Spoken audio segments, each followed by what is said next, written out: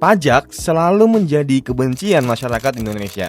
Pastinya banyak yang ngeluh kalau misalnya dikit-dikit dipajakin nih. Masa iya gue harus bayar pajak lagi? Nah, pasti di sini akhir-akhir ini banyak kok kasus-kasus yang dimana kayak misalnya kita kalau misalnya suka lari, suka jogging, itu akan dipajakin guys ya.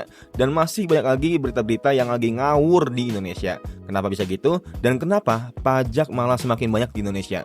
Hello guys, welcome in Bang Arjonong. Jadi kali ini gue mau sharing kalian kenapa pajak banyak banget di Indonesia akhir-akhir ini. Dan tanpa lu sadarin, semakin ke depannya maka semakin banyak ada aja gitu pajak dan pastinya pajak malah dinaikin juga ya cuy. Yang pertama tentunya negara lagi butuh masukan lebih besar. Tentunya di zaman sekarang apalagi geopolitik nggak jelas, ekonomi lagi nggak jelas juga. Pastinya negara lagi butuh pemasukan lebih besar. Salah satunya itu dari mana? Dari pajak. Apalagi di zaman Pak Prabowo adanya MBG, adanya Kopdes. MBG itu dari dana pajak kita. Kita nggak beli mobil, beli motor apapun itu dipajakin. Buat apa? Buat MBG. Nah, sedangkan MBG itu ya tahu sendiri lah, ada yang dikorupsi segala macam ya. Nah, alhamdulillah kemarin yang dikorupsi udah pada diberantasin lah. Tapi mungkin ada beberapa orang yang masih agak dipantau sama Pak Presiden atau dan juga para kru-krunya. Cuman ya kita doakan yang terbaik aja lah buat negara inilah.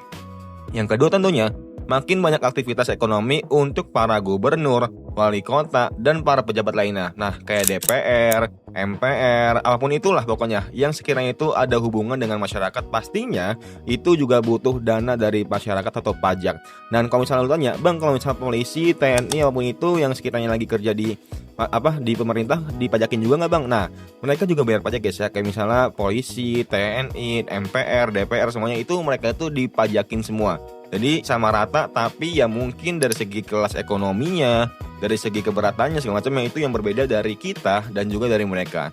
Yang ketiga tentunya nggak mau terlalu bergantung sama SDA. Nah, lu tahu sendiri guys ya, di Kalimantan lu tau lah kayak nyawit ya.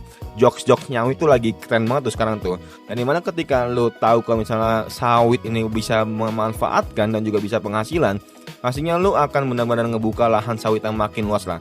Nah, makanya nggak heran kalau misalnya Gen Z atau anak muda demen banget tuh buka atau nggak kerja di kebun sawit ya, karena ini benar-benar cair banget cuy, benar-benar peluangnya gede banget ya.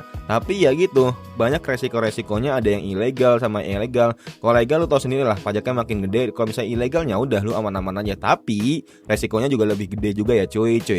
Yang keempat tentunya teknologi bikin pengawasan yang makin ketat. Nah, sekarang apalagi lu sebagai content creator itu lu udah mulai ada NIB ya, NIB untuk bahasanya kayak NPWP lah.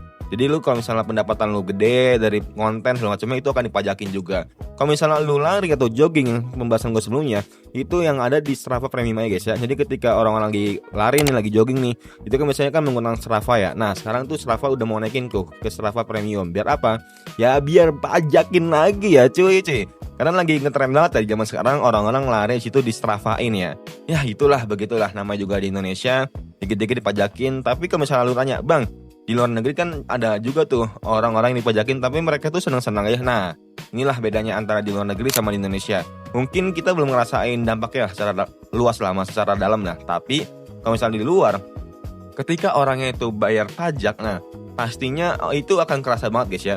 Nah, tapi ada beberapa negara yang dimana mereka itu ketika udah bayar pajak malah lebih mahal. Contohnya apa? Kayak kalau nggak salah guys ya, kalau nggak salah tuh Australia apa Amerika gitu. Ketika mereka itu harusnya ketika sakit atau pergi ke rumah sakit itu yang ada malah makin mahal gitu.